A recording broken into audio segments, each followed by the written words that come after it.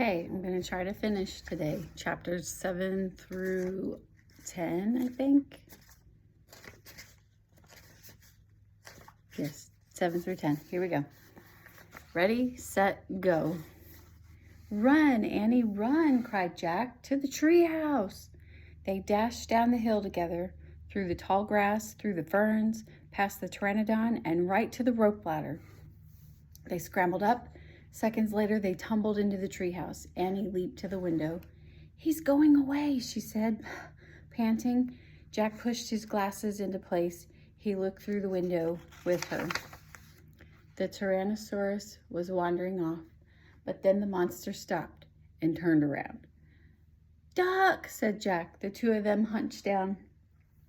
After a long moment, they raised their heads. They peeked out again. "Coast clear," said Jack. "Yay," whispered Annie.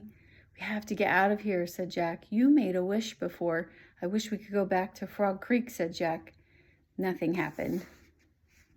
Wait, you were looking at the picture in the dinosaur book, remember?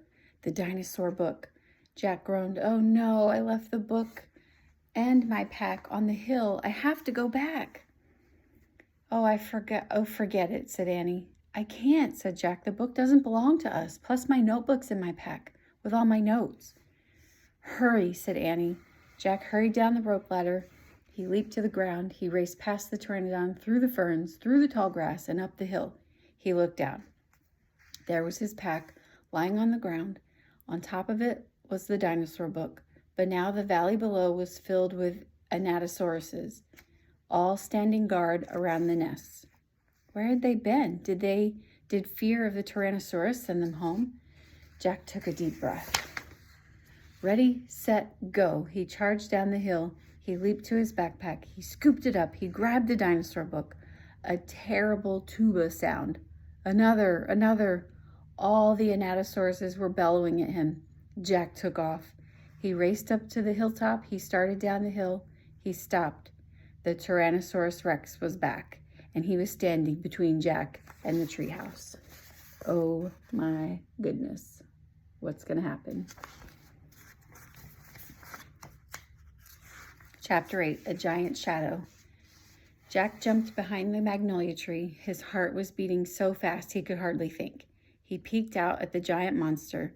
The horrible-looking creature was opening and closing his jaws. His teeth were as big as steak knives.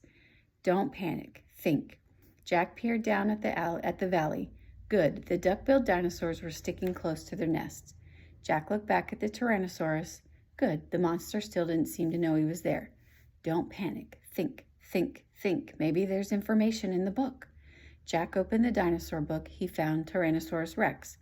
He read, Tyrannosaurus Rex was the largest meat-eating land animal of all time. If it were alive today, it would eat a human in one bite. Great. The book was no help at all. Okay, he couldn't hide on the other side of the hill. The Anatosauruses might stampede. Okay, he couldn't run to the treehouse. The Tyrannosaurus might run faster. Okay, maybe he should just wait. Wait for the monster to leave. Jack peeked around the tree. The Tyrannosaurus had wandered closer to the hill. Something caught Jack's eye. Annie was coming down the rope ladder. Was she nuts? What was she doing?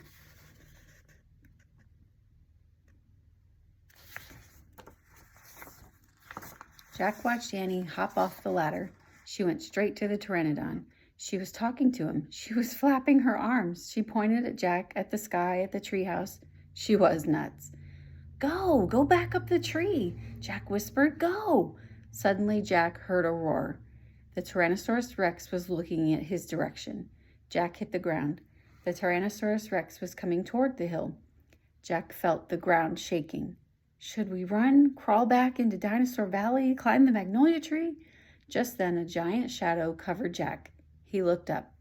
The pteranodon was gliding overhead. The giant creature sailed down toward the top of the hill.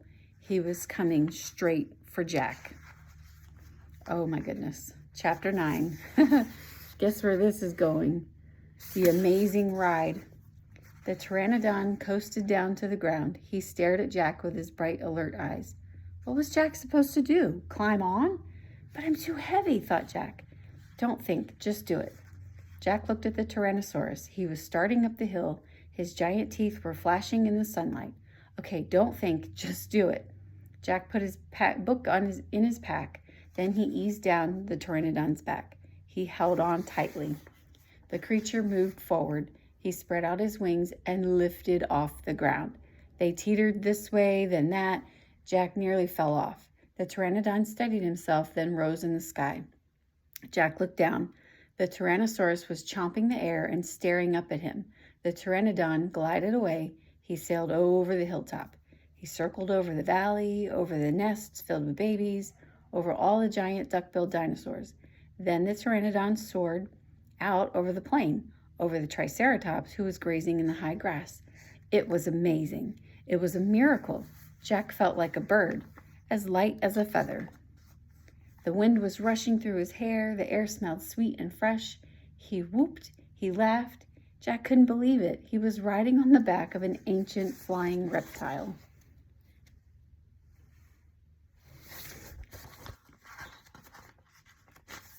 The Pteranodon sailed over the stream, over the ferns and bushes.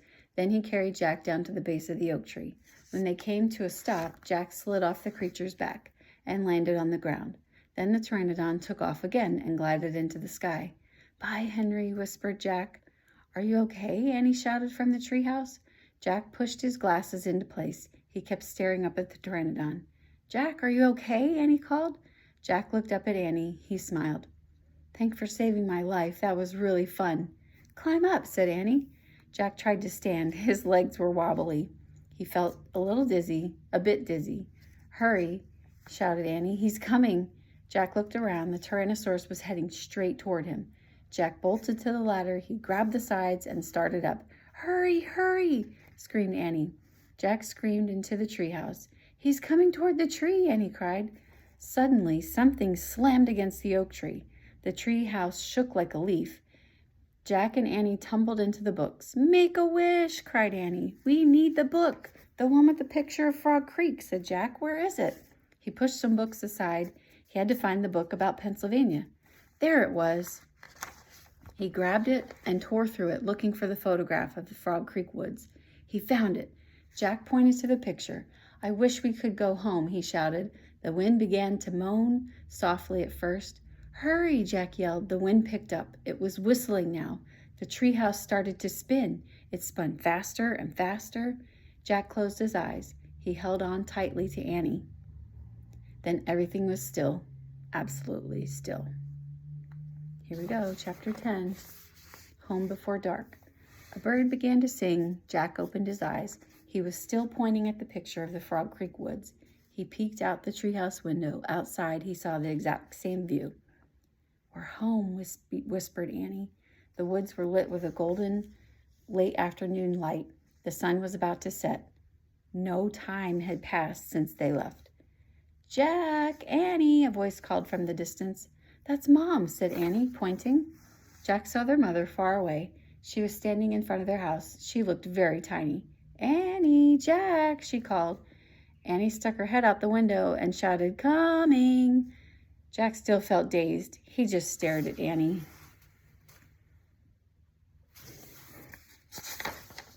"What happened to us?" he said. "We took a trip in a magic treehouse," said Annie simply. "But it's the same time as when we left," said Jack. Annie shrugged. "How did it take us so far away?" said Jack, "and so long ago?" "You just looked at a book and said you wished to go there, and the magic treehouse took us there." "But how?" said Jack. "And who built this magic treehouse? Who put all these books here?" "A magic person, I guess," said Annie. "A magic person? Oh, look," said Jack. "I almost forgot about this." He reached into his pocket and pulled out the gold medallion. "Someone lost this back there in Dinosaur Land. Look, there's a letter M on it." Annie's eyes got round.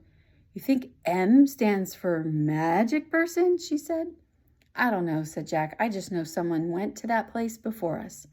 "Jack, Annie," came the distant cry again. Annie poked her head out the window. "Coming," she shouted. Jack put the gold medallion back in his pocket. He pulled the dinosaur book out of his pack and put it back with all the other books. Then he and Annie took one last look around the treehouse. "Goodbye, house," whispered Annie. Jack slung his backpack over his shoulder. He pointed to the ladder. Annie started down. Jack followed. Seconds later, they hopped on the ground and started walking out the woods. "No one's going to believe our story," said Jack. "So let's not tell anyone," said Annie. "Dad won't believe it," said Jack. "He'll say it was a dream," said Annie. "Mom won't believe it," said Jack. "She'll say it was pretend." "My teacher won't believe it," said Jack. "She'll say you're nuts," said Annie. "We better not tell anyone," said Jack. "I already said that," said Annie. Jack sighed. I think I'm starting to not believe it myself," he said. They left the woods and started up the road toward their house. As they walked past all the houses on their street, the trip to Dinosaur Time did seem more and more like a dream. Only this world and this time seemed real. Jack reached into his pocket. He clasped the gold medallion. He felt the engraving of the letter M. It made Jack's fingers tingle. Jack laughed. Suddenly, he felt very happy. He couldn't explain what happened today, but he knew for sure that their trip in the magic treehouse had been real. Absolutely real. "Tomorrow," Jack said softly, "we'll go back to the woods." "Of course," said Annie. "And we'll climb up the treehouse." "Of course. And we'll see what happens next," said Jack. "Of course," said Annie. "Race you!" And they took off together, running for home. The end.